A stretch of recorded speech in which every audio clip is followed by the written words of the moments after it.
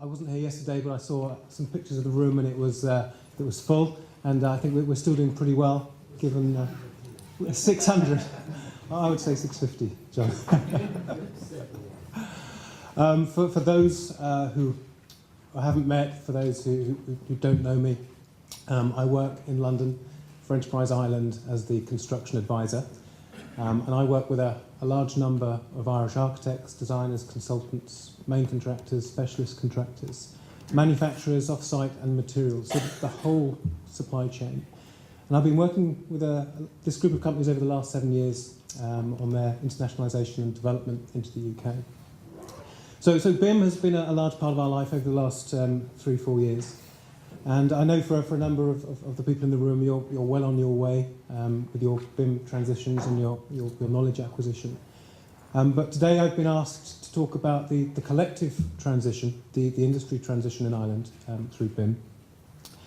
And what I'll look to focus on really is the speed of the transition and how I think we set a really good benchmark by the UK and also by the presentation from our German colleagues as well earlier.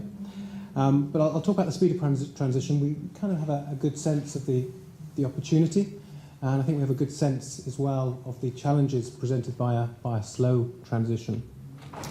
But really the key message today, and I think we all echo a sentiment in that to get rapid change, where there is resistance, whether it be cultural, whether it be doing something different, where there is significant resistance, is that the change and the transition to digital process, technology, needs to be client-led.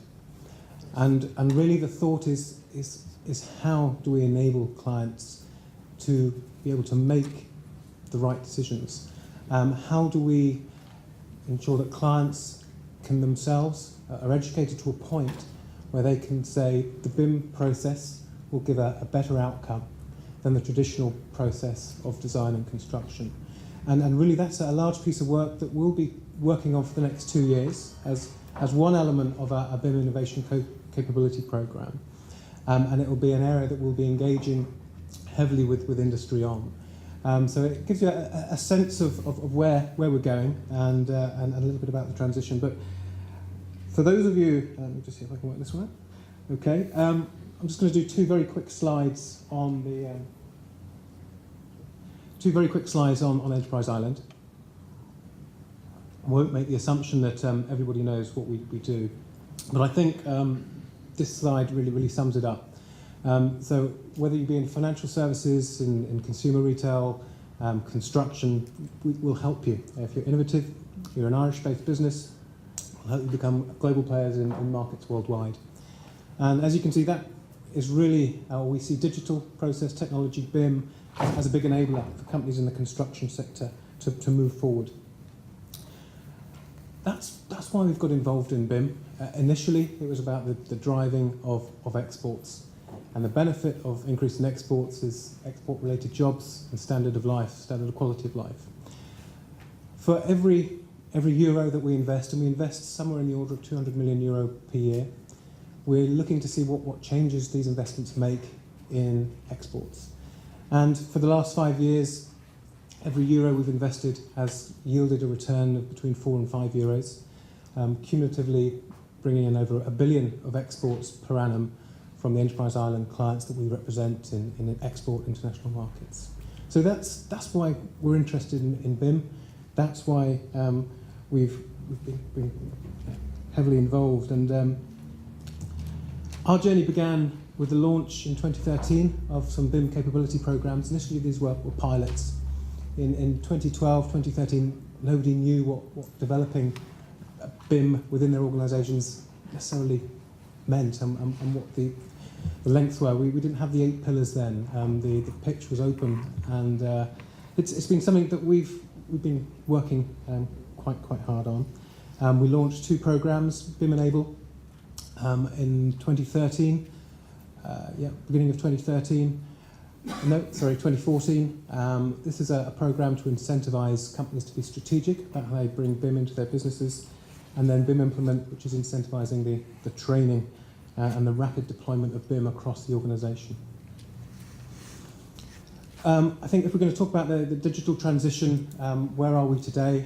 Just very, very briefly, I think everybody in the room has a good sense, if there's only over the last 2 days, of how far Ireland have really got. And we got a sense last month when we presented into the UK market around Ireland's transition that we've got a great story, and a story that resonated very well in quite a sophisticated and complex BIM world that has evolved into the UK.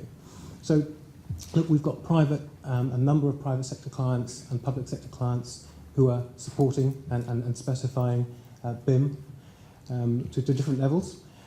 We've got government support with the strategic plan to 2020, which sets out support for level 2. We've got the BIM Innovation Capability Programme, which you'll start hearing a lot more about in 2016 as we start developing the research and the programmes, and that will ultimately feed into a national BIM steering group, which is going to support the adoption of BIM in Ireland. And we recognise, as an organisation, we're not just working with companies who export international, we're working with the industry. People will recognise that Ireland has to have capability in BIM and in digital to believe that Irish companies have this. So we're becoming far more involved than really any other initiative that I've been involved with or I'm aware of with Enterprise Ireland, where it's engaging heavily with industry and transition. I think we've all seen this. So in terms of the recent survey, we undertook knowledge, capability, 67%. Just a message. It's a snapshot of the industry today, but powerful. It resonates well. It's a snapshot of 100 CEOs of the leading AEC firms in Ireland, and it's a powerful message. It's a piece of research we'll build upon, but it is comparable with the MBS survey in terms of its structure.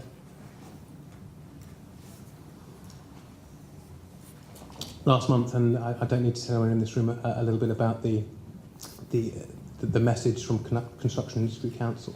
So we have clients, we have industry, a really strong private sector, but the CIC is also on this journey with us, and its constituent members.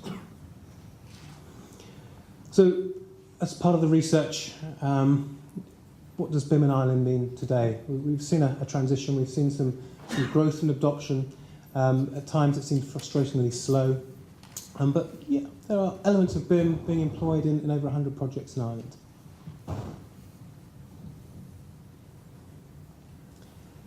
And in terms of speed of transition, this is a saying from John Paul Getty, but we're not going to see a rate of change that's going to put businesses out of business overnight, as we've seen in financial services or tourism, or the way we procure films or music or entertainment. But it is, as all those sectors experienced, it was a client-led change. This wasn't a change from supply, it's just the client who's decided to procure and buy things in a certain way. So I think this kind of sets how transitions, very quick transitions have occurred. It's been a switch, in some cases overnight, of how clients procure and buy their service or product. Does anybody recognise this building?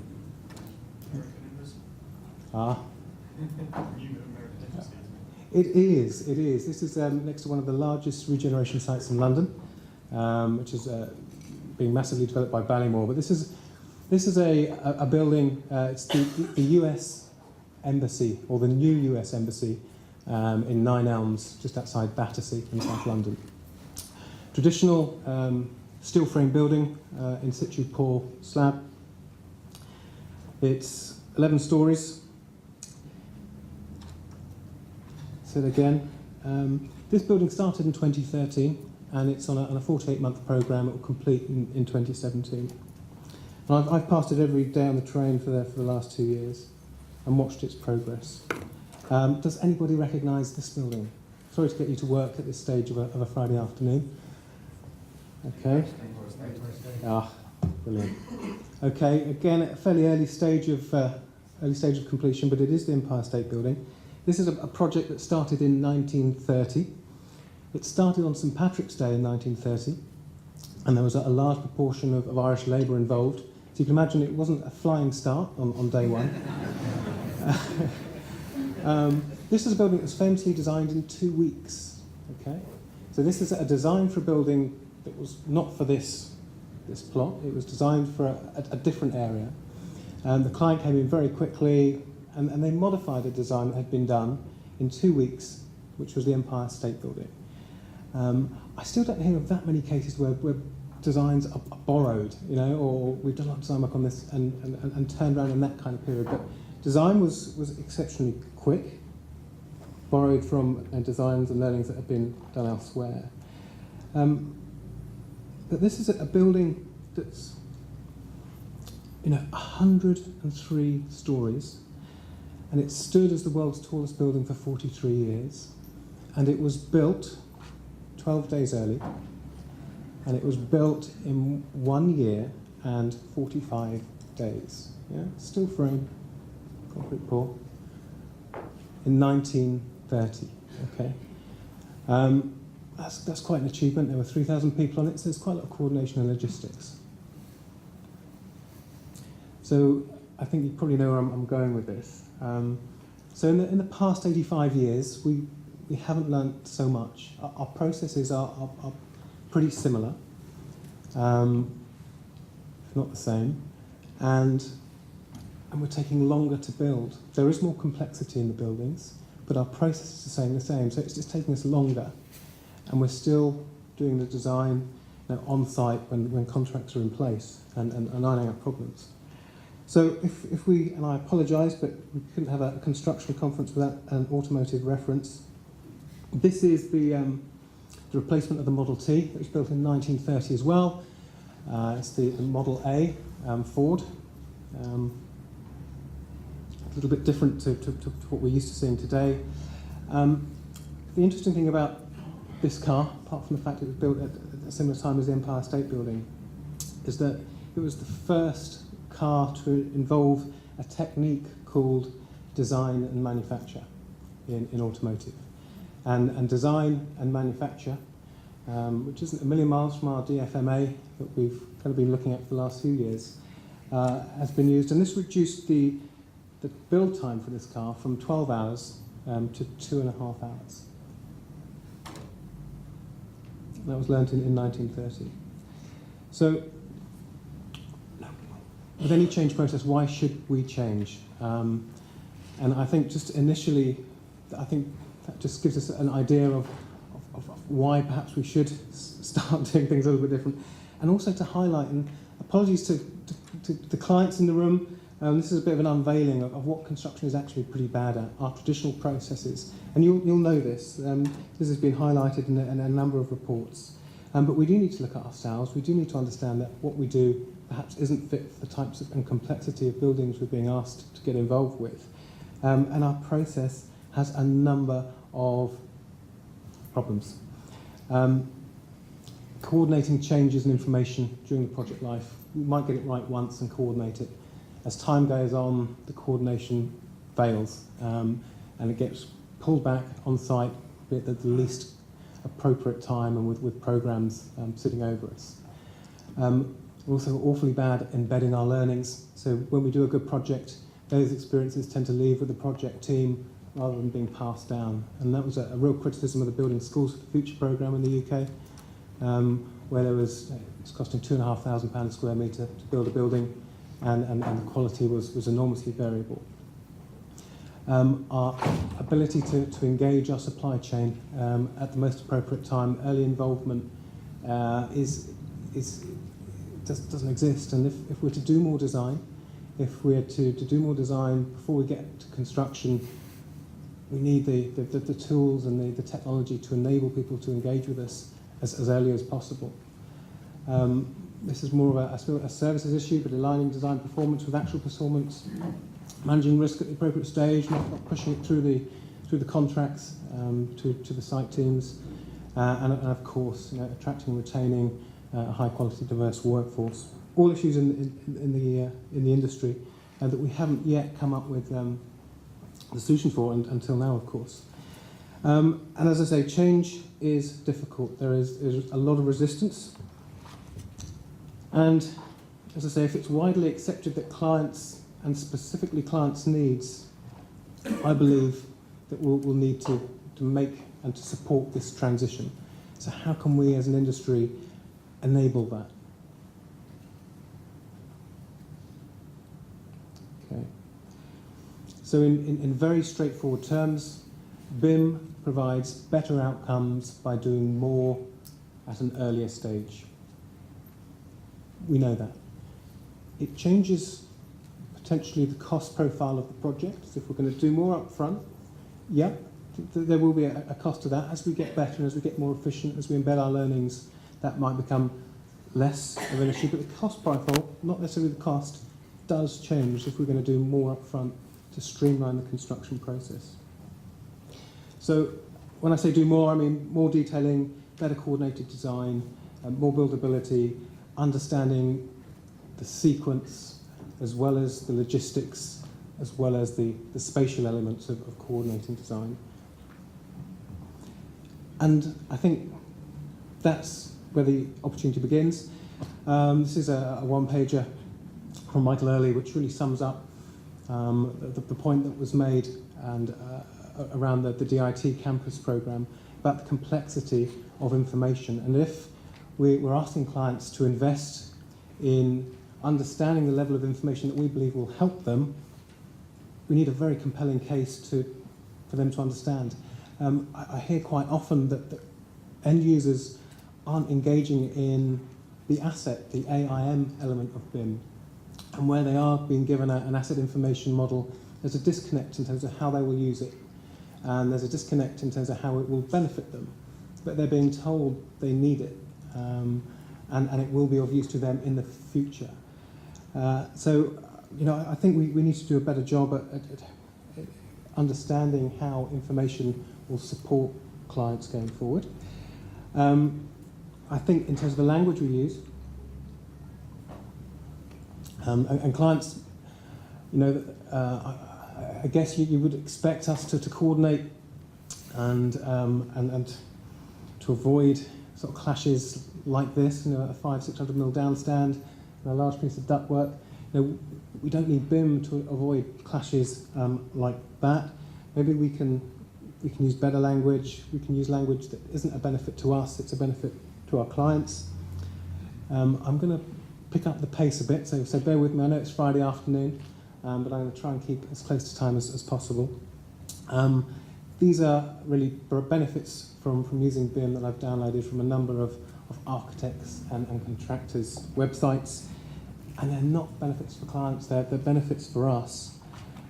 It is about clash detection, it is around more off-site, it's about less snagging, it's about better interfacing, better management of packages, and that's something that we all need to get a lot better at. It's something we need to develop our collaborative processes, but that can be done as an industry. And I think just in terminology, we have supply chain BIM, which is that, and then we have client BIM, which is really the outcomes of BIM. And in understanding how the outcomes of BIM relate to them, along with the benefits of how BIM might affect them. So look, this is a level 4 diagram that's been put together by Mark Bew, the same guy who put together the wedge. It shows the 4th level of BIM, so where eventually we'll get to. But I'll just use it in the context of describing what I mean by client outcomes and where client outcomes can be met by digital process and design. So that's the 20%, that's our bit, that's supply chain BIM. That's efficiencies that we've outlined in terms of program, cost, quality, carbon, health and safety. There's the middle bit, which I suppose would be the Kobe piece, which has been talked about at length today, so I shall move on. But significant client benefits, but have they been realised yet? Have the interfaces between CAD-FM and AIM, and usability been defined? Probably not to a point where people will want to use BIM just for that. And this is sort of the third area, organisational performance, which looks linear, but it's some of the key reasons some clients have adopted and gone with BIM over the last sort of 2-3 years. So just want to explore this a little bit. This is the Jaguar Land Rover factory in Wolverhampton. They manufacture a new engine every 36 seconds. And when they were designing and putting the plan together for this facility, the objects or the robots and the machinery that were part of this manufacturing chain came as objects, and they were assembled and talked about and discussed, and the O&M and everything else was talked about in a digital way. And the client very quickly realised that he wanted his envelope, his building, to also be digital.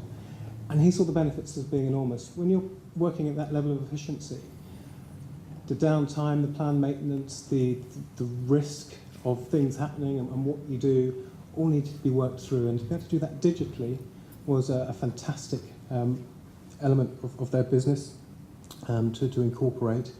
So Jaguar Land Rover, GSK developed a DFMA process called Simpler Than IKEA, Factory in a Box.